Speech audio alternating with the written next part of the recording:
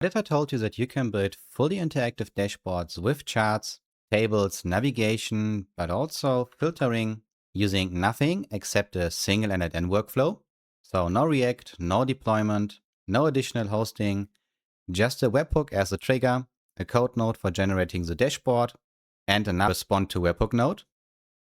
So in total, 3 nodes are powering this dashboard here, which is of course based on mock data, but I will also show you 2 dashboards that are consuming data from the Google Search Console and also from Google Analytics.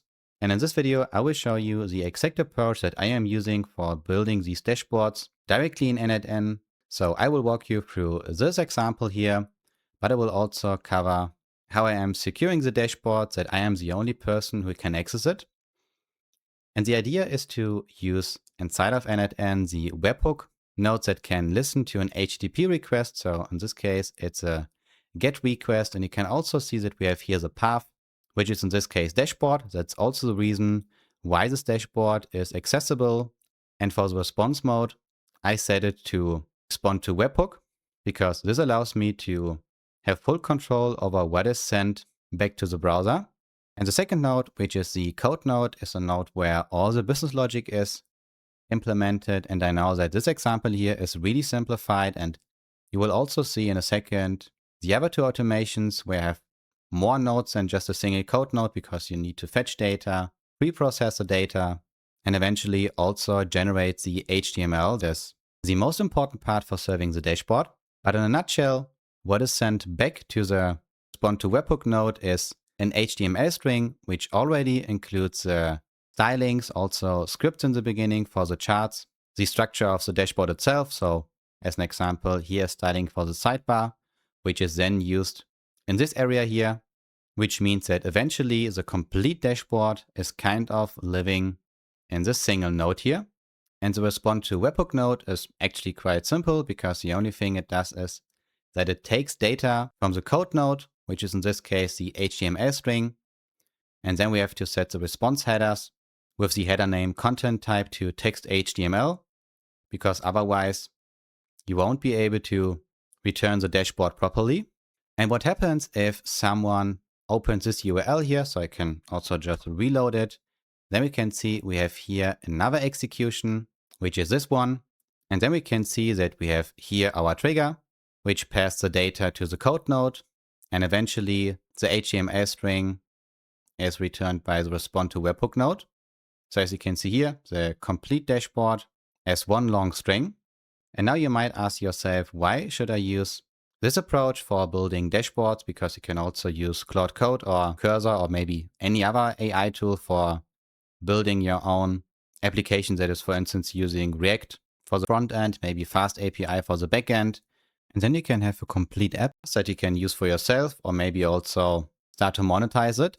But if you're building internal tools or something that is kind of really easy, then this approach here is kind of really powerful, but also convenient because everything stays inside of n8n. So you can build the complete dashboard by using a no-code or low-code tool, which is actually really easy to use.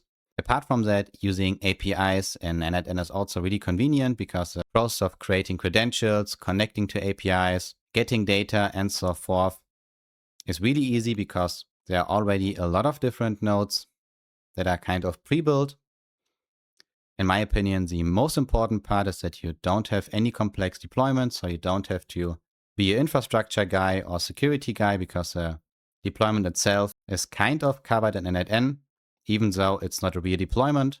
And as I said, it's definitely a great choice for internal tools where you can build quickly your own dashboards by using your own data in order to get rid of expensive tools. Now, let me show you how a real example looks like. So this example here was for the demonstration, but I have also, for instance, this workflow here that shows me the referrals I'm getting from my websites from tools such as ChatGPT, Perplexity, Gemini, and so forth. And as you can see, we have also here a webhook for the trigger and also a node that responds to the webhook. And in the middle, we have the data pre-processing. So we get data from Google Analytics, then we pass the data, set a key, and eventually there's also a code node that takes care of creating the dashboard. And if we have a look into it, then it looks like this. So actually really simple. We have the total sessions, average engagement, the top landing page. I can also set here the landing page if I want to see the performance for a single page in case I want to check a specific source like ChatGPT, Gemini, or anything else. And I can also set it here. And of course, if I want to extend it, then I can simply go to the automation and then, for instance, also include platforms such as Instagram, TikTok, GitHub, or anything else. Or in case there's a new AI tool, then I can also cover that because I have full control over the data. Apart from that, this dashboard also covers the landing page performance and detailed session logs. So this data is coming from Google Analytics, and then I know exactly on which date, which tool sent traffic to which page. But as I mentioned, I have also another dashboard that is using data from the Google Search Console, or in other words, I have activated the bulk data export, which means data from my Google Search Console is exported to BigQuery. And then I can use SQL to execute some complex queries to analyze the performance of my websites. So in a nutshell, we have again, here's a trigger and then the configuration, because I can use this workflow for multiple websites. I just have to send a parameter for that. Then we have nodes to make it dynamic. And this workflow includes also rank tracking. So this is covered here with the nodes which are more at the bottom. And after that, we have the BigQuery nodes. So these nodes are responsible for getting the data from the BigQuery table. And they have also a different scope. So this node here is responsible for getting traffic KPIs. This node returns the performance by devices, countries, pages, and so forth. And after that, I merge the complete data. And in order to make it more modular, and also if something goes wrong, then it's easier to debug. That's the reason why I have for specific sections separated code nodes. So all of them here return HTML strings, which are again merged and then entered into an HTML template that already includes stylings and so forth. And once the workflow is done, then it will again respond to the webhook, and the output looks like this. So as you can see, I have here a complete dashboard that covers my overall traffic, traffic by devices. And of course, everything is based on 2 time periods, so that I also know if there's a positive or negative trend. Then I have also keyword position distribution, which shows me in general how well is my website performing. But the other 2 parts, so the keyword ranking movement and also performance per pages, is actually the interesting part, because here I can also set in the configuration for the specific websites. As you can see here, client is mavomatic.com. I have also more websites, and in case I change this value here, then the dashboard will display data from another website. And here I can see exactly how well are my tracked keywords performing. So I'm not tracking a lot of keywords for this website, but for other websites, I can directly see if I'm still in the top 3, if I entered the top 3, or if the performance is bad and I lost some rankings. So I've always like the first position and last position, where the first position is based on the start date and the last position based on the end date of the period. And to make it more complete, let's also quickly cover the performance by pages. So this table here shows me the performance for all my sites that are categorized in stable, low performer. In case there are some good sites, then there are also top performers, so more categories.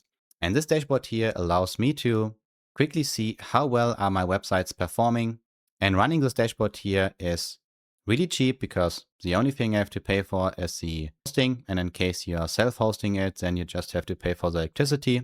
And the data that is used in this dashboard is coming from the Google Search Console API. So this API is also free, but also BigQuery offers a free tier of 1 terabyte per month. So it's quite a lot. You can build a lot of dashboards without paying anything for it. That's enough regarding the dashboard and the logic on how to build it.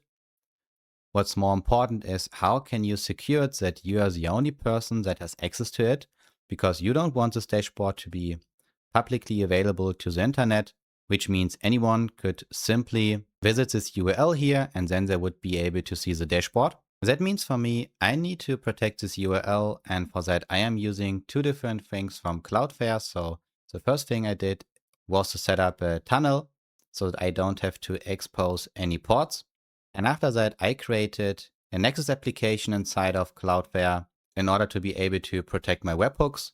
And since I want to be able to control who is able to access this dashboard, I also configured a policy which looks like this, which means it will allow the access if the person that is trying to access this dashboard is first of all using the Google authentication by using their Google account. And it also needs to be the person. So I've set here the email address. And to give an example how it looks like, if someone tries to access my dashboard, the first thing is either to enter here their email address and then they will get a code. And in case they're adding here the wrong email address, then they won't have access. Or they can also sign in directly with Google. And in case the email address met, then they will be able to visit the dashboard. And another great thing that comes with this approach is that if someone visits your dashboard and they're coming from Cloudflare, then you will be also able to see here data, which includes an JWT token, but also the email address, which will allow you to customize your workflows even more. So for instance, if you want to build kind of specific layouts or dashboards for specific customers or use cases based on the email address or specific roles, then you could also do that. And that's it regarding this video. In case you're interested in such workflows and you also want to learn how to build them, then feel free to join my community where I also cover basic n8n tutorials. And I have also a lot of tutorials for search engine optimization, so for generating reports, optimizing content, SERP analysis, templates for the Google Search Console API, indexing automations, and much more. And of course, also the dashboard, which is here, and this one here as well. Then feel free to join. And in case you have any question or you want to have a deep dive in a specific topic, then just let me know and we will see each other in the next video.